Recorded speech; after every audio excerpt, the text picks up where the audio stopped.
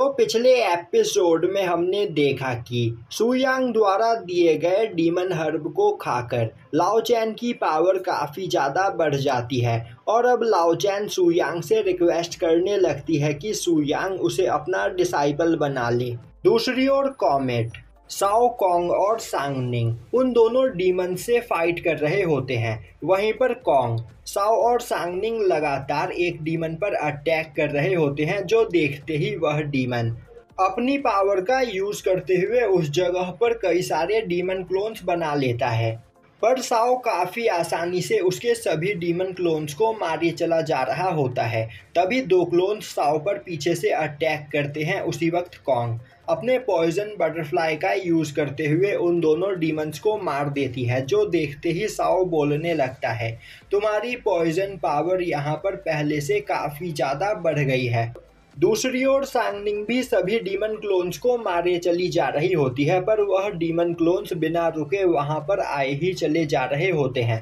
वहीं पर दूसरा डीमन जो उन डीमन क्लोन्स को बना रहा होता है, वह साओ, कॉन्ग और सांगनिंग को देखते हुए बोल रहा होता है, मेरे यह डीमन क्लोन्स पावरफुल से पावरफुल कल्टीवेटर्स को मार सकते हैं, पर यह तीनों काफ़ी आसानी से मेरे सभी क्लोन्स को डिस्ट्रॉय करते चले जा रहे हैं। आखिर यह लोग हैं कौन? दूसरी ओर कॉमेट पहले डीमन पर लगातार अटैक किए चला जा रहा होता है, जिससे पहले डीमन की हालत खराब हो जाती है। अब यह देखकर पहला डीमन बोलने लगता है, आखिर तुम हो कौन? कोई इंसान आखिर इतना ज़्यादा पावरफुल कैसे हो सकता है? और यह बोलते हुए वह चिल्लाकर अपने साथी से मदद मांगता है। तभी कॉमेट काफ़ी तेजी से उस पर अटैक कर देता है, जो देखते ही दूसरा डीमन पहले डीमन की मदद करने के लिए उस जगह पर 3 क्लोन्स को भेज देता है। अब वह तीनों क्लोन कॉमेट के अटैक को ब्लॉक करने की कोशिश करने लगते हैं, पर कॉमेट उन तीनों को डिस्ट्रॉय करते हुए पहले डीमन को वहां पर घायल कर देता है। तभी दूसरा डीमन बोलता है, अब बस बहुत हुआ, अब इस गेम को यहाँ पर ख़त्म करते हैं, मैं तुम्हें अब अपनी असली पावर दिखाता हूँ। यह बोलते हुए वह अपने सभी क्लोन्स को आपस में मर्ज करते हुए वहाँ पर 2 जाइंट डीमन क्लोन बनाता है। अब यह देखते ही साओ एक डीमन क्लोन पर काफ़ी तेजी से अटैक करता है, पर साओ के अटैक का उस डीमन पर कोई भी असर नहीं होता है। अब वह डीमन क्लोन साओ पर अटैक करता है, पर साओ उसके सभी अटैक्स को डॉज कर लेता है। तभी वह डीमन क्लोन एक काफ़ी ऊंची जंप करते हुए साओ को किक करने के लिए तैयार हो जाता है, जो देखकर कॉन्ग और सांगनिंग परेशान हो जाती है और अब वह साओ के पास आकर उसके साथ मिलकर एक बैरियर बनाते हुए उस डीमन के अटैक को ब्लॉक करने की कोशिश करने लगते हैं। पर उस डीमन का अटैक बहुत ही ज़्यादा पावरफुल होता है, जिसके प्रेशर से कॉन्ग और सांगनिंग की हालत वहाँ पर ख़राब होने लगती है और अब कॉन्ग बोलने लगती है, वह यहाँ पर इस तरह मरना नहीं चाहती है। तभी साओ बोलता है, तुम दोनों थोड़ी देर होल्ड करो, मैं अपनी पूरी पावर का यूज़ करता हूँ। दूसरी ओर दूसरा क्लोन लगातार कॉमेट पर अटैक कर रहा होता है, पर कॉमेट उसके सभी अटैक्स को ब्लॉक कर लेता है। तभी पहला डीमन पीछे से कॉमेट पर अटैक करने की कोशिश करता है, पर कॉमेट अपने एक ही अटैक में उसे जान से मार देता है, जिसके बाद वह उस क्लोन पर अटैक करते हुए उसे भी डिस्ट्रॉय कर देता है। तभी एक स्पीयर काफ़ी तेजी से उड़ते हुए पहले डीमन क्लोन के पास आता है और पहले डीमन क्लोन को भी डिस्ट्रॉय कर देता है, और यह स्पीयर किसी और का नहीं बल्कि लाओ चैन का होता है।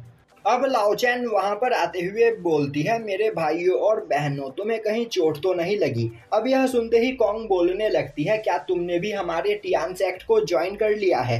तभी दूसरे डीमन को महसूस होता है कि उसके पीछे कोई खड़ा है, और अब वह जैसे ही पीछे मुड़कर देखता है, उसके पीछे सुयांग खड़ा होता है, जो उस डीमन को देखते हुए बोल रहा होता है, आखिर तुम्हारी हिम्मत कैसे हुई मेरे डिसाइपल्स को यहाँ पर बुली करने की?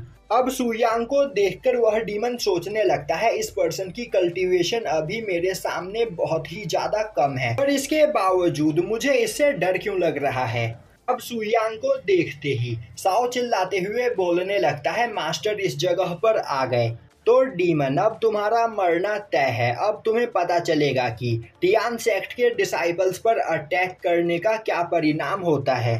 अब टियान सेक्ट का नाम सुनते ही वह डीमन काफी ज्यादा हैरान हो जाता है और चिल्लाते हुए बोलता है, तो तुम सभी लोग टियान सेक्ट के डिसाइपल हो, मैं तुम में से किसी को भी जिंदा नहीं छोड़ूंगा। और यह बोलते हुए वह काफी तेजी से सुयांग पर अटैक करता है। अब उसके अटैक प्रेशर को देखते हुए कॉमेट सभी लोगों के चारों ओर एक बैरियर बना देता है। दूसरी ओर उस डीमन के अटैक का सुयांग पर कोई भी असर नहीं हो रहा होता है और अब सुयांग अपने एनर्जी प्रेशर से उस डीमन को खुद से दूर कर देता है। तभी वह डीमन अपने 2 जाइंट डीमन क्लोन बनाते हुए उन्हें सुयांग पर अटैक करने के लिए आगे भेजता है। अब यह देखते ही लाओ चैन सुयांग की मदद करने के लिए आगे जाने लगती है, पर तभी सांगनिंग उसे रोकते हुए बोलती है, मास्टर को यह बिल्कुल भी पसंद नहीं कि कोई उनके फाइट के बीच में इंटरफेयर करे। दूसरी ओर वह दोनों जाइंट क्लोन सुयांग पर अटैक करते हैं, पर उससे सुयांग को कुछ भी नहीं होता है और अब वह बोलता है, तुम बाकी डीमंस के मुकाबले सच में बहुत ही ज्यादा पावरफुल हो। और अब वह दोनों क्लोन्स को डिस्ट्रॉय कर देता है। तभी वह डीमन एक थंडर बोल्ट फॉर्मेशन बनाते हुए काफी खतरनाक अटैक सुयांग की ओर करता है, जिसे देखते ही सुयांग बोलने लगता है, यह तो सच में एक बहुत ही पावरफुल अटैक है। अब वह डीमन हंसते हुए बोलता है, उस बेवकूफ को लग रहा था कि वह मुझे यहाँ पर हरा सकता है। तभी सुयांग के सभी डिसाइपल्स हंसने लगते हैं, जो देखते ही वह डीमन बोलता है, बेवकूफ हो, मैंने अभी अभी तुम्हारे मास्टर को जान से मार दिया, तो अब तुम्हें यहाँ पर मुझसे कोई भी नहीं बचा सकता है। तभी कॉन्ग बोलती है, बेवकूफ, क्या तुम्हें सच में लगता है कि तुम हमारे मास्टर को मार सकते हो? यह सुनते ही उस डीमन के होश उड़ जाते हैं और तभी उसे महसूस होता है कि कोई उसके पीछे खड़ा है। और अब वह जैसे ही पीछे मुड़कर देखता है, सुयांग उसके सभी अटैक्स को अपने अंदर एब्जॉर्ब कर लेता है। अब यह देखते ही वह डीमन बोलने लगता है, आखिर ऐसा कैसे हो सकता है? Thunder bolt formation demon clan का सबसे खतरनाक अटैक है, आखिर तुम उस अटैक से कैसे बच सकते हो? तभी सुयांग बोलता है, तो यह अटैक तुम लोगों का सबसे पावरफुल अटैक है। अब सुयांग के हाथ में अपने अटैक को छोटे रूप में देखकर उस डीमन की हालत खराब हो जाती है। तभी सुयांग उस डीमन के पास आते हुए बोलता है, मैंने तुमसे तुम्हारे अटैक की पावर छीन ली, तो यह देखकर तुम्हें शायद से अच्छा नहीं लग रहा, इसीलिए मैं यह अटैक तुम्हें वापस देता हूँ। और यह बोलते हुए वह उस अटैक की एनर्जी को उस डीमन के सर में डाल देता है, जिससे उस डीमन के वहाँ पर चीथड़े उड़ जाते हैं। अब साओ भागते हुए सुयांग के पास आकर बोलता है, मास्टर मुझे बताओ आपने यह कैसे किया? मैं भी आपकी ही तरह सभी अटैक्स को अपनी बॉडी के अंदर एब्जॉर्ब करना चाहता हूँ। तभी कॉन्ग बोलती है, बेवकूफ़, तुम मास्टर नहीं जो तुम यह कर पाओगे। अगर तुमने ऐसा करने की कोशिश की तो उस डीमन की तरह तुम्हारे भी बॉडी के टुकड़े टुकड़े हो जाएंगे। अब वह सभी लोग लुसेंट टेम्पल में थोड़ी देर आराम करने के लिए आते हैं। वहीं पर सुयांग एक जगह पर खड़ा होता है। तभी उसके पीछे से लाओ चैन आगे आते हुए बोलती है, मेरे फादर द्वारा बनाया गया डीमन टेम्पल यहाँ पर पूरी तरीके से डिस्ट्रॉय हो चुका है और मेरे क्लैन के सभी लोग मारे जा चुके हैं। तभी सुयांग बोलता है, घर वापस जाने का टाइम आ गया।